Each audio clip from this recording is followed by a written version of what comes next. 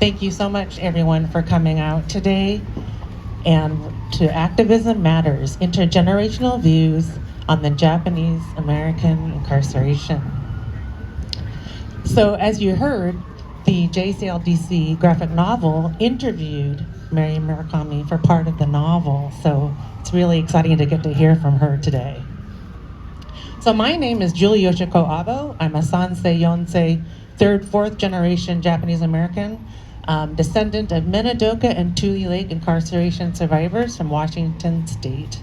I'm a public historian and a member of the JCLDC chapter. I'm so honored today to be facilitating this panel, and we thank the Freedom Walk Committee for this opportunity. This topic is very dear to all of us. We are keenly aware that it is important to see history through an intergenerational lens to understand the nuances. We have now come to know through the research of psychologists Dr. Satsuki Ina and Dr. Dana Nagata and others that there is a generational trauma passed down from generation to generation, which we have experienced in the Japanese American community and other communities as well. Many first-generation Japanese Americans kept their narratives to themselves, while next generations have felt they couldn't ask, perpetuating a communal silence about the Japanese American incarceration and forming a gap. But as time passes, many of today's fourth and fifth generation want to ask, and more second and third generation folks are ready to talk. With talking comes understanding and healing. So in the audience today, how many of you are survivors from the incarceration? Do we have any other survivors here today? Usually, okay, we have a couple. Thank you for coming today. We honor you. And how many of you are descendants of survivors in camp or have a friend who was incarcerated? Okay, many of you. So this is our collective history. We each have our own unique stories that make our collective community, and I hope that what is said today will resonate with you. This panel discussion will explore how the experiences of Mary, who was incarcerated during World War II, have been passed down to her daughter Kimi and then to her granddaughter Carolyn, and how this has impacted their lives and caused them to be active in the community. We thank the Murakami family for coming today and sharing this deeply personal story with all of us so we can learn. First, I'll just give brief introductions of the speakers, and then they can go deep into this conversation. We have Carolyn Hoover on the end here, who is the granddaughter of Mary Murakami. She's an alumna of Walt Whitman High School here in Maryland. So some of you may have gone there. Duke University. She's a world silver medalist, national champion duathlete. I had to look that up. It's running and cycling. So yeah, give her a hand for that. Investment banker for Rothschild and Company, and she was Miss Delaware Earth. And she told me that currently she's the youngest ever board member of the National Japanese American Memorial Foundation. So give her a hand. And then we have her mother, Kimi Murakami, the daughter of Mary Murakami and mother of Carolyn, of course. She's been a corporate lawyer since 1988, and it's currently, she also went to Walt Whitman High School. Okay, and then she went to Duke University as well, and she went to Georgetown University Law Center. I hear there's other Georgetown graduates in the audience. She's been a corporate lawyer since 1988 and currently is Chief Legal Officer at MELE Associates, a federal government contractor. She has served as General Counsel of the National Japanese American Memorial Foundation here in DC. So thank you, Kimi. Now, of course, we have the star of our show today, is Mary Tamaki Murakami. We're so honored to have you here today, who was born in Los Angeles in 1927. A Nisei, a second-generation Japanese American, who grew up with 5 siblings in Los Angeles and San Francisco. Now listen carefully.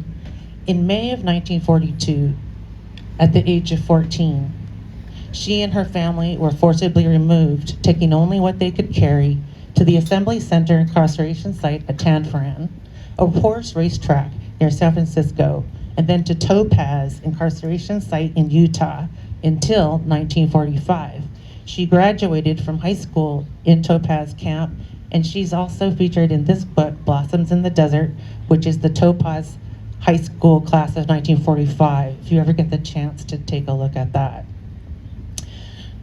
So after graduation, she got a scholarship and she attended classes at the University of California, Berkeley, where she earned a degree in public health microbiology. She was one of the first Asian Americans to work at the Los Angeles County Public Health Department laboratories, which opened the doors for others. Mary and her late husband, Dr. Raymond Murakami, who many of you know, came to Washington, D.C., where he attended Howard Dental School and then had a successful dental practice for more than 3 decades. They settled here in Bethesda, Maryland, where they raised their 2 daughters, and Mary worked at the Arlington County, Virginia Public Health Department, and she's been a public speaker on the World War II Japanese American incarceration at numerous schools and events for many years, educating the community. She and Dr. Murakami always worked tirelessly to build the Japanese American community. Let's give her a little hand.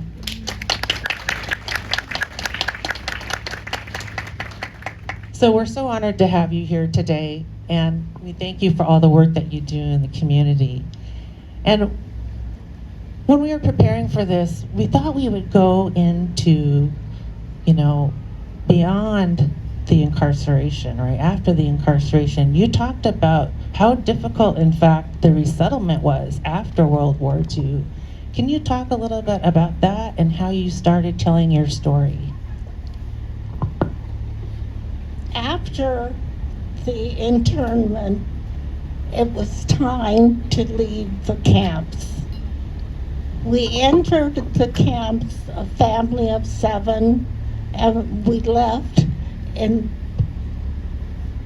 as individuals. My sister Lily left first. She found a job with the government and finally ended up in Washington, D.C. My brother was drafted out of the camp. I left halfway through my high school class of 1945. In half of my senior year, when California opened up in January of 1945, University of California said anyone qualified can go to Cal. So I decided, without my completed high school education, I felt that I was qualified to leave, so I left. And I worked for my room and board. And that was the beginning of the 3rd chapter that I consider part of the Topaz life. The camps closed, Topaz closed October 31st, 1945. There was 4 of us that left at that time. The government gave you $25 and an army blanket, and you left Topaz. If you were going back to California, you were given a train ticket. And there was about 4 or 5 of us at Cal from Topaz. We became the greeting group that met the trains as they came in to Berkeley, the official greeters of the returning of the internees. But life became very difficult because discrimination occurred in Berkeley and other parts of the California. We could not rent. We could not find jobs. We didn't have much money. We weren't paid much when we were in the camps. And so my father decided that maybe my sister Lily, who finally turned 21 as we entered the camps, will be able to buy a house since she was out of the camps already and working. Topaz left us with hardly any money, but the spirit of an American who was willing to start all over again. And this was the hardest part. We were living in Berkeley, but not together. My sister and I were in a house above Berkeley. Nisei was able to earn and have a house. She shared her house with anybody who needed a room. My father and mother and my younger brother lived at the parsonage at the church, which was about a mile away from me. And we ate at another house which was between our living quarters. And this was the start of my family until my sister came and bought us a house. She and her husband were able to gather up enough money to do that for us. But there were other families who weren't able to have someone who was over 21 and able to buy a house. A family of, I guess it was 4 or 5 in the family, they approached my father and said, "We know your new house has a 2-car garage. Can we live in your garage?" And my father could not refuse because we knew how it was not to have a home. So this family moved into the garage, shared our bathroom and part of our kitchen. They stayed there until the family had enough money to buy a home. And this was the beginning of our new life. Yeah, that's such an amazing story, Mary. And I remember you talking about your father and how, how much he was so much a part of that overcoming the difficulties after the war. Could you share just a little bit of that story? You said he would always, whenever there was a current event, he always asked you girls to tell your opinion. Can you talk a little bit about that? About what? About your father, who he wanted you to have your own opinions on current events. He encouraged you to have your own opinion. One thing that happened in Topaz was question 2728. And my father called all of us children who were still in camp. And he said the family should discuss this. And when I heard my father speaking in Japanese and telling us about the questionnaire, I objected to the questionnaire. I thought since I went into camp without making a fuss, I had proven my loyalty and to be questioned again. That was when my father told us that we will answer any questionnaire the government gave us with yes, because he felt that this was the country that we were born into. Any decision we make will be for the benefit of the children. And so this was the start of believing in America. My brother was drafted, he went to war. My brother-in-law was with the 442nd the entire war. So that was the reason why. And when I was at Cal, and when my family needed more money because my father was helping other families get settled, I decided to quit Cal. It was more important if my sister was willing to come and buy us a house. I was the eldest left, so I decided I should work. So I found a job candling eggs. Thank you for sharing that. So, when did you decide, Mary, to start telling your story to your daughters? This started when Ray and I moved to Washington, D.C. Our eldest daughter was in kindergarten or just starting first grade. And she told us, there aren't too many people that look like you. So I will not find someone like you when I grow up to get married. And I will have to look other places.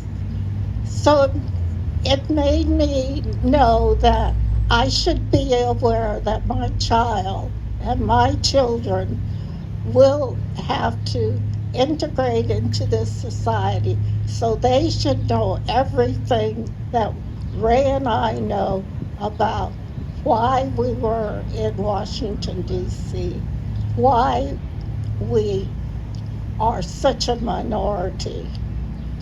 And that's really amazing because not a lot of people were doing that in that time, you know. And so, Kimi, as the daughter then hearing this, what was your response? So at the time when my mother and father came to the Washington, D.C. area because of discrimination, my father came east to attend Howard Dental School because a group of Japanese American men had found out from Dr. Otagaki, who was one of the first Japanese Americans to come east, that Howard University would accept Japanese Americans to attend professional school. So that at the time when my parents came here, my sister was very young. She was a child. She was 10 years older than I was. But my parents had to live in Cabin John, which is a neighborhood in Bethesda that was segregated into white Cabin John and to black Cabin John. So she used to tell a story, and that's why she probably approached my parents about it. Because my father was attending a historically black university, he would bring classmates home who were African American. He would do a little class with them to help them with the lab work because my father was very proficient at that. My sister, as like a little girl, was kind of scared. Like, she knew her parents didn't look like the white people, they didn't look like the black people. She knew my parents had chosen and had been accepted to live in white Cabin John, and yet my dad was bringing home classmates who were black. So definitely discrimination and prejudice was right in front of her, and I think that's why my parents explained it to my sister. For me, I first found out about camp, as anyone here can understand. That's what our parents, how they refer to it. My parents never really spoke to me about camp or spoke about camp, but one time when I was little, maybe about 6 or 7, I went to someone's house and I had apple butter. So I came home and I was telling my mother, hey, there's this great thing called apple butter. Can we get some apple butter? And behind my mother, as I'm asking her and telling her about this, I can see my dad, and any of you who knew my father was kind of funny. He's making gestures like this and going like this, because it turns out that at Topaz, Utah, where my mother was incarcerated for 3 years of high school, one of the only things that the government was sending for food in camp was apple butter. So my mother had eaten apple butter so frequently that there was no way we were ever having that in our house. And then later, when I was in 5th grade, I was assigned a task of writing a biography. And so it was at that time when I chose my mother that I started asking more questions about camp and had found out about how she had spent all her years of high school behind barbed wire in a dry lake bed in horrible conditions with no sanitation, not a very good education, obviously not very good food, but that she had grown up through those years that were so happy for me at Walt Whitman High School as she had spent in a prison camp.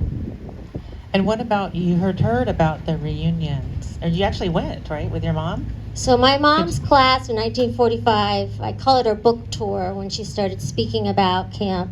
They were very close, and they had reunions almost annually. They actually had one here. My parents were very dedicated to the Japanese American community, and particularly to building this memorial. They were very active in anything related to Japanese Americans here in Washington, D.C. and throughout the country. And so my mother's class often met when they came here. Of course, my parents made all the arrangements for that.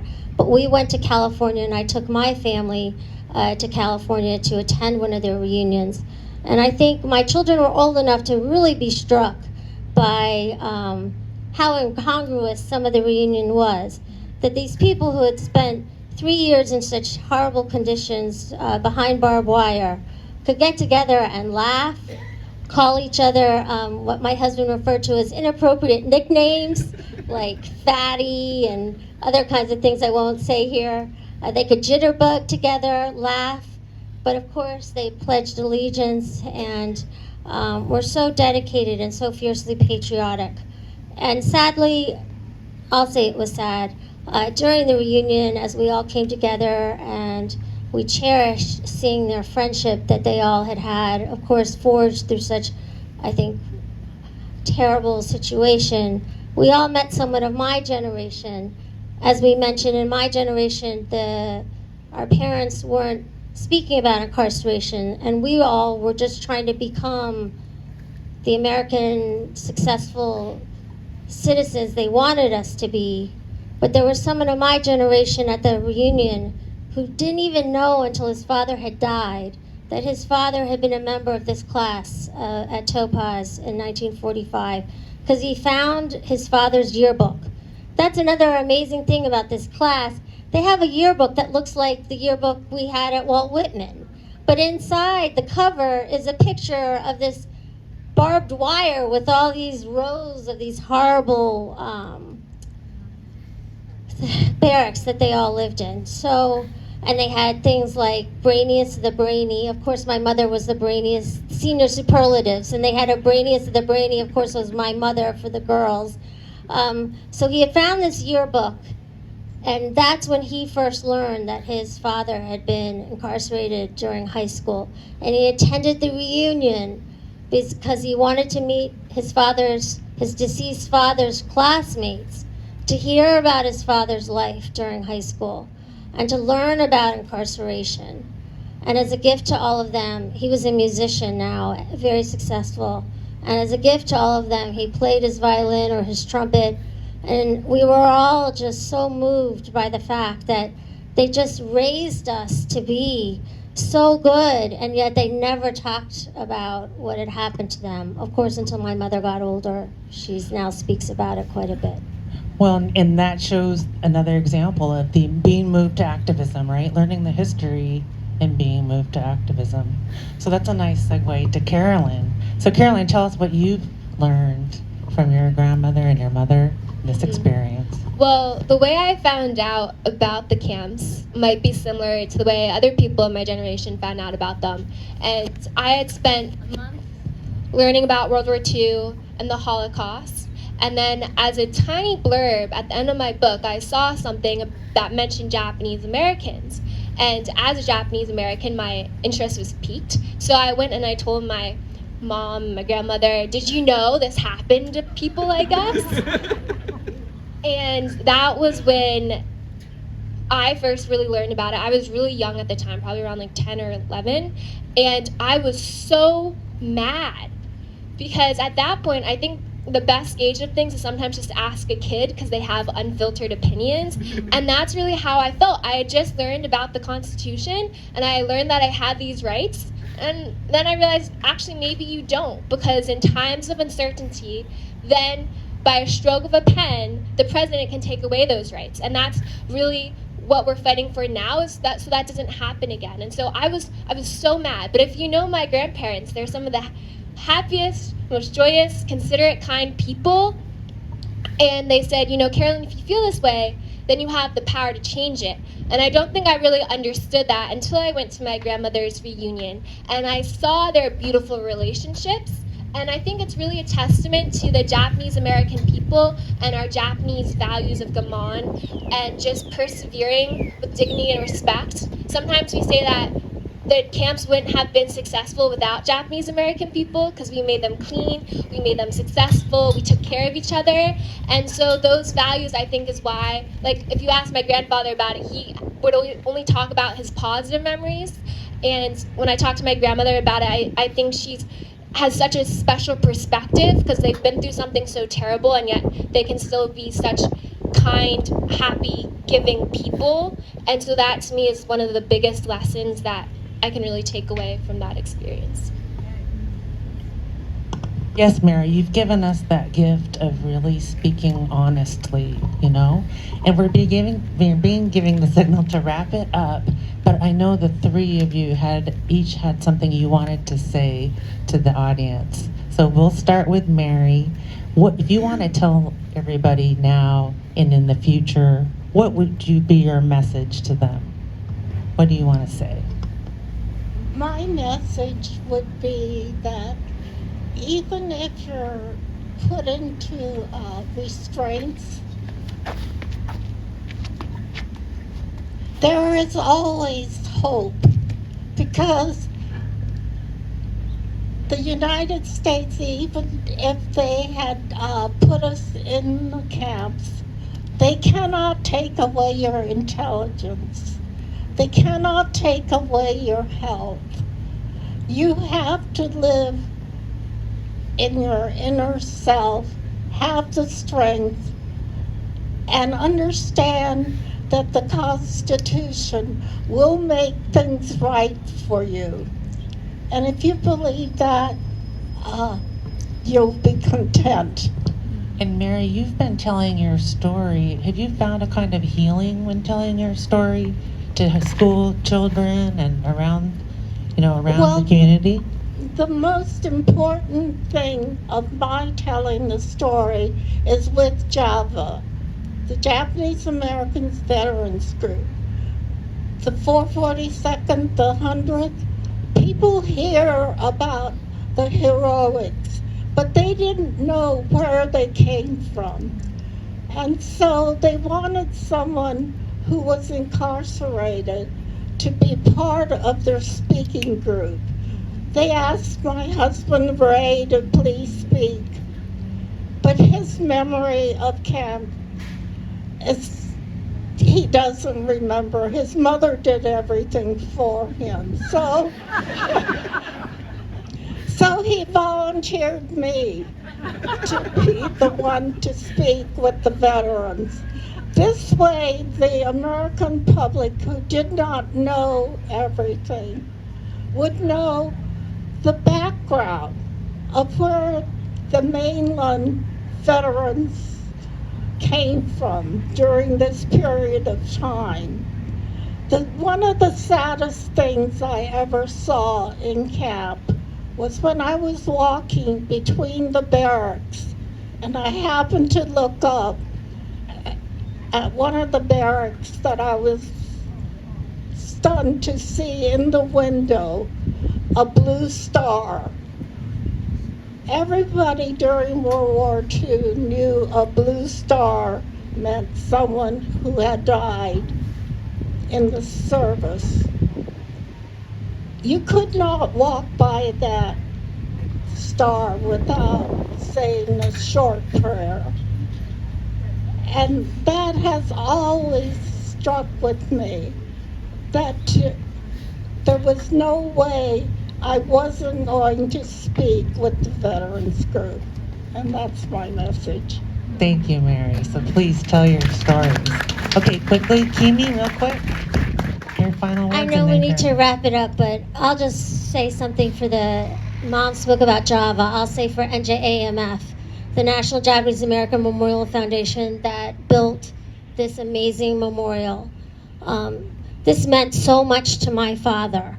And I just hope everyone will continue to support this memorial, bring people here, educate others about what happened. and make this a philanthropic priority, because we need this memorial and the history that it commemorates of the 442nd, the 100th Battalion, MIS, and their families who were incarcerated. We need everyone to know this story. So it's a beautiful memorial. I hope you'll have the opportunity to walk around and always remember what this commemorates, because this meant so much to my father. And there is a handful of sand from each of the 10 camps buried underneath this memorial. And that always really moved me when I came here with my dad and he would talk about it. My parents poured so much into this memorial. We have photos of my dad when this ground was broken and the construction site.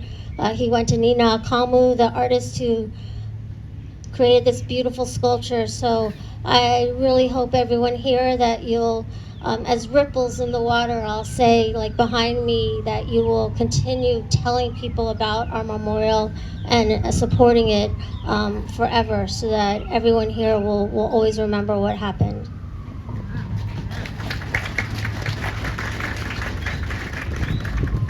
Carolyn?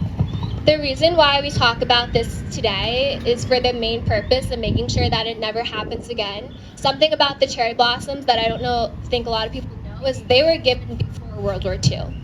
They were a friendship gift before World War II. And then we had what happened happen. So it's a reminder that if we're not vigilant, if we're not constantly talking with each other and listening to each other, then these things do happen again. And that is really my message for my generation. I know with my grandmother's generation, they had to survive it, they had to endure it. I know with my mom's generation, they had the responsibility of living up to the model minority myth and being perfect so that we had these opportunities. And so I almost feel so guilty sometimes in my generation, because we have everything. We have all this opportunity and we have to make the most of it.